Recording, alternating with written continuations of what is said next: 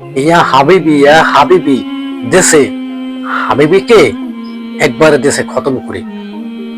দর্শক, বলছিলাম সৌদিয়ার কথা। সৌদি আরবকে কিন্তু একবারে উচিত শিক্ষা দিয়ে দিছে ইরানে।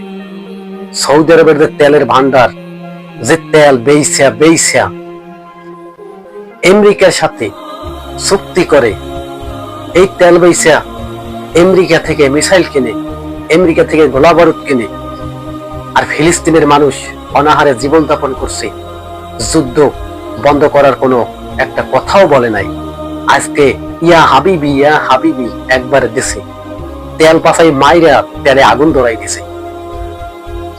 সৌদি আরবকে ধ্বংস করে দিন, শুধু আল্লাহর কাবা আর মদিনা রেখে সমস্ত সৌদি আরব ধ্বংস করে দিন। লাগবে না ওর মতো মুসলিম রাষ্ট্র, যে কিনা মুসলমানের পক্ষ হয়ে হুঙ্কার দিতে পারে না, মুসলমানের পক্ষ হয়ে একটা কথা বলতে পারে না। এই জারুক সন্তানের আমরা চাই না, পৃথিবী থেকে খতম করে দেখ ইরান। আজকে সৌদি আরবকে হামলা করছে ইরান। যারা যারা বলছেন যে ইরান এই কাজটা ভালো করে নাই, আপনি চাহিয়ে দেখুন, এই সৌদি আরব ডোনাল্ড ট্রাম্পের সাথে বন্ধুত্ব করছে, আর ডোনাল্ড ট্রাম্পের সাথে তারা মিলেমিশে এই ইরানের যুদ্ধ কিন্তু সর্বস্ত এই সৌদি আরবের ঘাটিতে বৈশা আমেরিকা হামলা চালাইছে ইরানে, এবং প্রথম হামলায় আয়াতুল্লাহ খামেনিকে শাহাদত বরণ করিয়ে দিছে। আসলে আয়াতুল্লাহ খামেনি যে মারা গেল এত সোজা না যে এই প্রতিশোধ ইরান নেবে না। ইরান কিন্তু এর প্রতিশোধ নেওয়া শুরু করে দিছে। আয়াতুল্লাহ খামেনি মারা গেলে এরকমের বহুত আয়াতুল্লাহ খামেনি ইরানের বুকে জন্ম হয়ে আছে। তা কি আমেরিকা বুঝতে পারে নাই?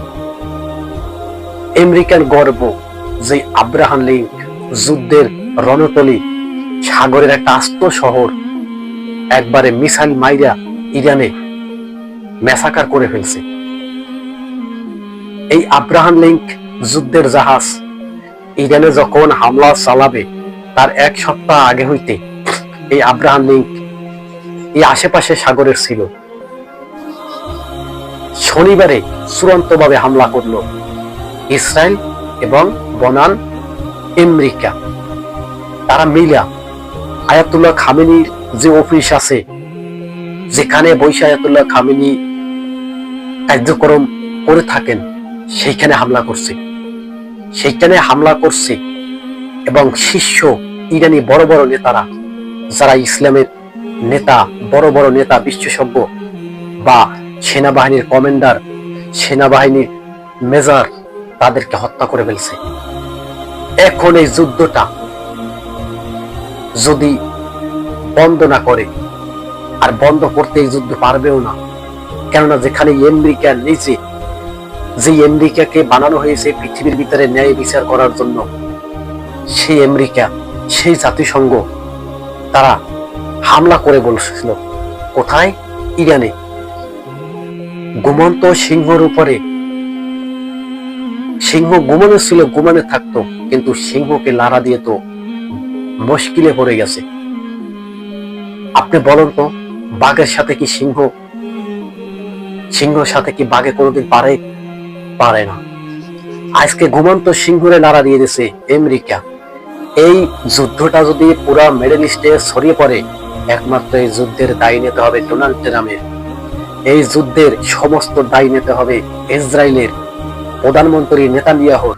যুদ্ধবাজ দুইটা সন্তানের বাচ্চা, শয়তানের বাচ্চাদেরকে ধরে ধরে একটা মিসাইল গিয়ে ওদের কলিজার ভিতরে পড়তে পারে না। ইরানে এত মিসাইল ছুটতে আছে, কয়েকশো মিসাইল ছুটতে আছে একবারে। একটা মিসাইল দিয়া যদি ইসরায়েলের প্রধানমন্ত্রী শয়তানের ফুজারির কলিজার ভিতরে যাই যদি ঢুকতো, তাহলে মনে হয় শান্তি পাইতাম। ডোনাল্ড ট্রাম্প, আমেরিকার প্রেসিডেন্ট ডোনাল্ড ট্রাম্পের কলিজার ভিতরে যদি একটা মিসাইল যাইয়া পড়তো, তাহলে মনে হয় শান্তি পাইতাম। পুরো বিশ্ব তাকিয়ে আছে আমেরিকা, ইসরায়েলের প্রধানমন্ত্রীর যাতে ধ্বংস হয়ে যায় এদিকে, এবং আমিও তাকিয়ে আছি এদিকে। আজকে আমেরিকান প্রধানমন্ত্রী ইরানের উপরে ভয়াবহ হামলা চালাইছে। কোনো কথাবার্তা কিছুই নাই, হামলা চালিয়ে দিল, মারা গেল আয়াতুল্লাহ খামেনি। তবে এখন ইরানের বর্তমানে যে শাসক আছে, সেই শাসকে এখন বলছে যে যুদ্ধ, কোন ডোনাল্ড ট্রাম্পের কোনো কথা, কোনো মানামানি নাই, যুদ্ধ চালিয়ে যাও। এবং যুদ্ধ কিন্তু চালিয়ে যাইতেও আছে। আর এই যুদ্ধ যদি কন্টিনিউ ভাবে চলতে থাকে, হরমুজ প্রণালী তো বন্ধ হয়ে গেছে, এই হরমুজ প্রণালী যে বন্ধ হয়ে গেল, এই হরমুজ প্রণালী বিশ্বের রক্তনালী। এখান থেকে 20% তেল পুরো বিশ্বের ভিতরে সাপ্লাই দেয় ইরানে। এই হরমুজ প্রণালী বন্ধ হয়ে গেছে। হরমুজ প্রণালী বন্ধ হওয়া মানে তৃতীয় বিশ্বযুদ্ধের ঝুঁকি। আর এই তৃতীয় বিশ্বযুদ্ধ এখন দেখা যাইতেছে ইরান, আমেরিকা, ইসরায়েল থেকেই শুরু হয়ে যাইতেছে। যুদ্ধটা আসলে কে বাজিয়ে দিল? আসলে এই যুদ্ধের সমস্ত দায়ী আমেরিকা, ইসরায়েলেরই নিতে হবে। কেননা ইরান তো আগে হামলা করে নাই। ইরান যদি আগে হামলা করতো, আপনি জানেন যে রাশিয়ার কথা আমরা বলছি যে রাশিয়ার ইরানের পক্ষ হয়ে যুদ্ধ করবে, চীনের কথা বলছি, চীন ইরানের পক্ষ হয়ে যুদ্ধ করবে, যে উত্তর কোরিয়া, যার সমালোচনা আমরা সবসময় করে থাকি যে মুসলমানের পক্ষ হয়ে সে যুদ্ধ করবে, লড়বে, ওই ওই এই রাশিয়াকে ইরান কত সহযোগিতা করছে এবং অস্ত্র তামাক দিয়েছে, ডলারও তামাক দিয়েছে, সহযোগিতা করছে যুদ্ধে। আর আজকে এই ভ্লাদিমির পুতিন, রাশিয়ার প্রেসিডেন্ট, ইরানের পক্ষ হয়ে কিন্তু একটা মিসাইলও ছুটছে না, একটা মিসাইলও ছুটছে না, যুদ্ধের জন্য হুমকারও দিছে না। চীনের প্রেসিডেন্টের ওই একই অবস্থা। আমরা যত যাই বলেন ভাই, ইহুদিরা ঠিক কি আছে? ঠিক নেই। আমরা মুসলিমরা আজকে আরব আমিরাতের ভিতরে আমেরিকান ঘাঁটি ধ্বংস করে দিয়েছে ইরান। আর আরব আমিরাতের প্রধানমন্ত্রী সে কি করছে? ইরানের মিসাইল গুলো আকাশের ভিতরে ধ্বংস করে দিচ্ছে।